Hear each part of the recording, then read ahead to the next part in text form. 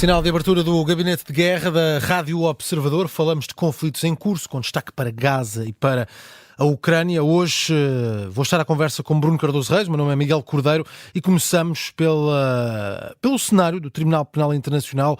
O Procurador-Geral pede que sejam emitidos mandados de captura para Benjamin Netanyahu e também para Yahya Sinwar, o líder do Hamas, também mandados de captura para um ministro israelita, o ministro da Defesa, Yoav Gallant, e dois outros líderes do Hamas, Deif e Aniai.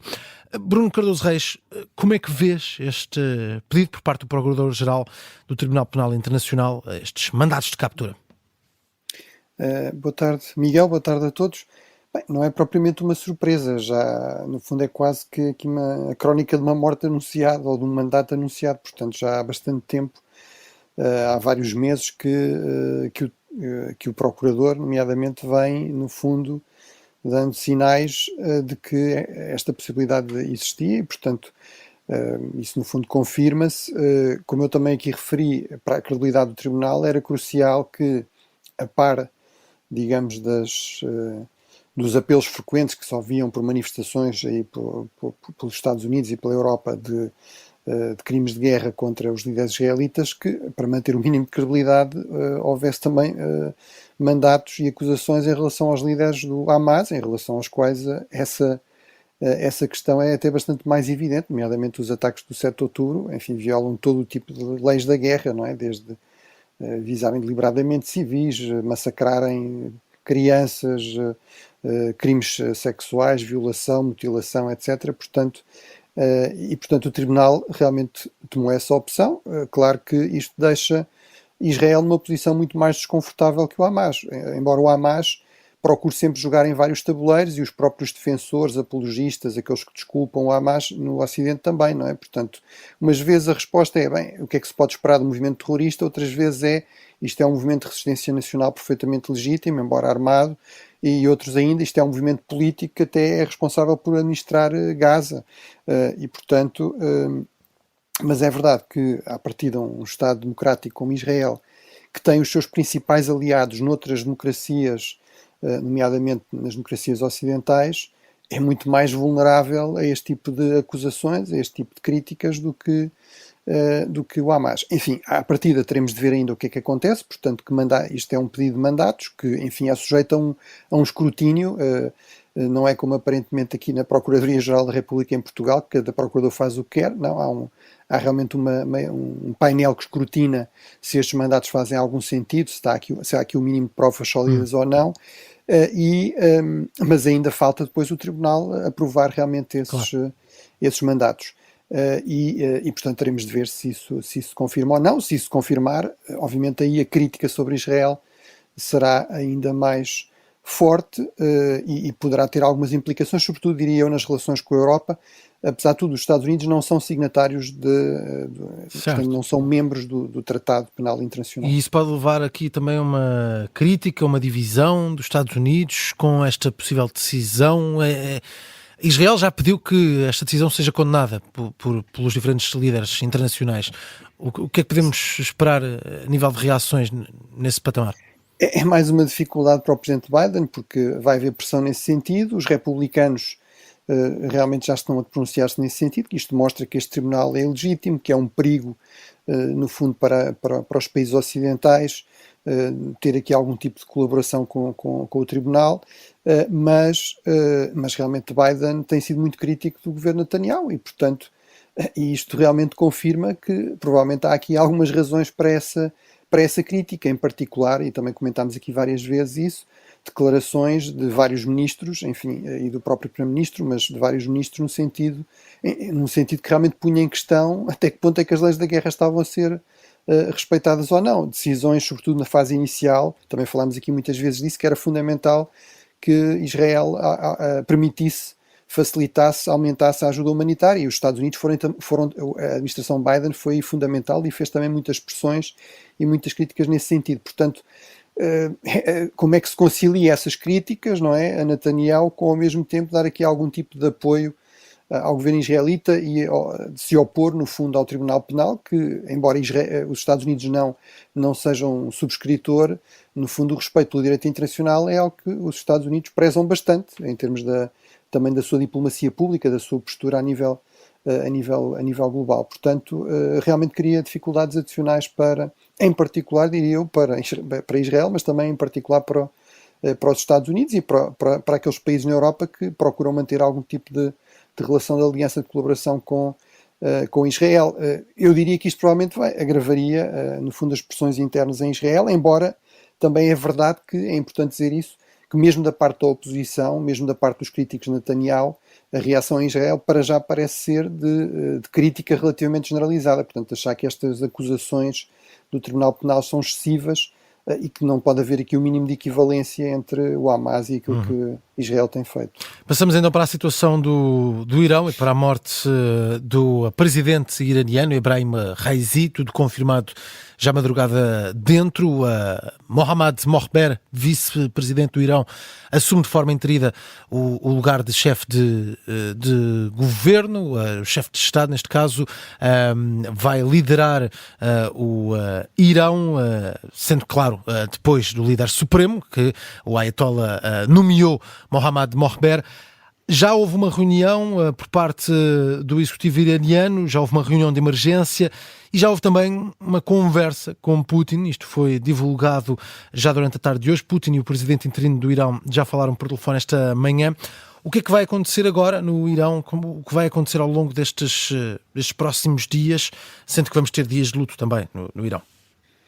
Sim, bem, não surpreende no fundo esta opção. Ele era o primeiro vice-presidente, embora, pronto, aqui é importante esta questão, mas estamos a falar do chefe de Estado, do chefe de governo. O chefe de governo é claramente, o presidente é o chefe de governo no regime iraniano, mas não é bem o chefe de Estado, porque o Estado é um Estado teocrático e a figura máxima desse Estado é o guia supremo, este Ayatollah Khamenei, Ali Khamenei, que sucedeu ao Ayatollah Khomeini em 1989 e que é uma posição vitalícia. E, portanto, aliás, é ele que lhe cabe confirmar se realmente o primeiro vice-presidente ou outro vice-presidente é que vai suceder ao presidente. Portanto, há realmente aí esse aspecto a sublinhar. O presidente tem algum poder, mas poderes limitados, não tem o poder último. Esse cabe realmente aqui ao Guia Supremo. Também não espanta que ele tenha falado com Putin. Ele foi responsável, muito responsável pela aproximação entre a Rússia e o Irão nos últimos anos.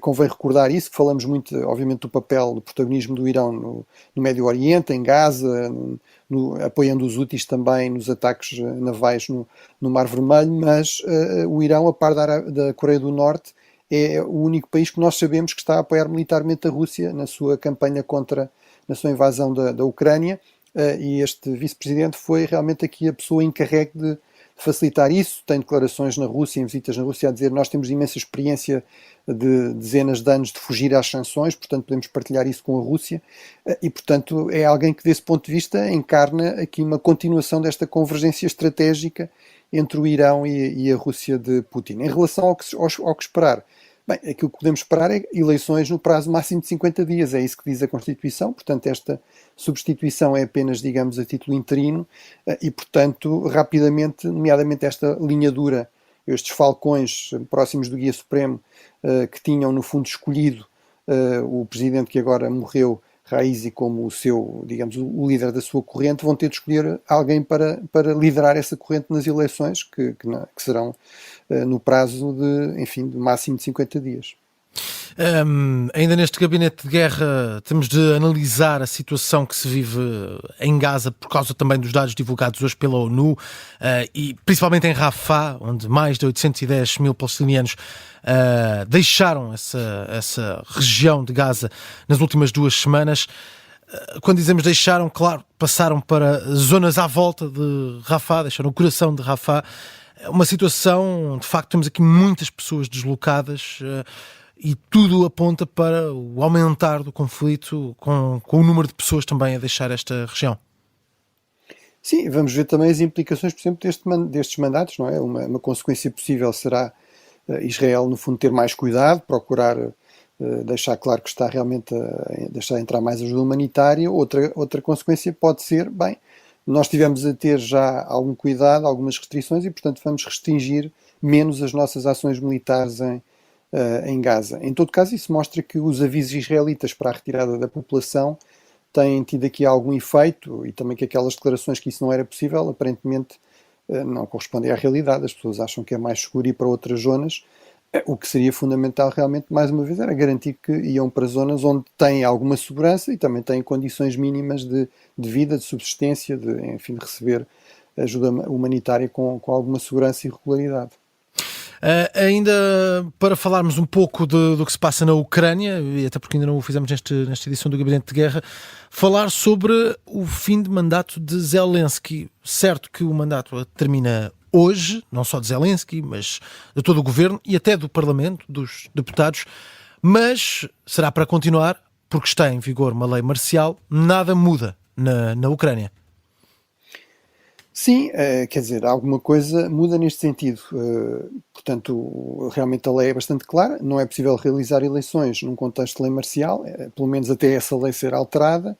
Também é claro que o Presidente continua em funções até ser substituído pelo seu sucessor, portanto, a partir disso é relativamente claro. Agora, é evidente que esta situação não pode ser prolongada, digamos, indefinidamente, porque aqui uma das grandes vantagens de Zelensky, por exemplo, em termos de conquistar apoios na Europa, nos Estados Unidos, é precisamente o argumento de que ele é o líder democraticamente eleito pelos ucranianos, que a Ucrânia tem tido eleições em que a oposição ganha, foi aliás o caso de Zelensky, ele não era o presidente na altura, portanto, de vez em quando a oposição ganha, de vez em quando as prioridades mudam, ao contrário daquilo que, por exemplo, acontece na Rússia, não é? Que desde 2000 que Putin é sempre reeleito, não é? E, portanto, isso é uma vantagem importante, não pode ser perdida. Portanto, no fundo, a Ucrânia tem aqui opções difíceis a fazer. Para já, eu penso que não, digamos, percebe que isso não irá acontecer no curto prazo, que agora não é a prioridade. A prioridade é realmente, nomeadamente, travar estas novas ofensivas russas.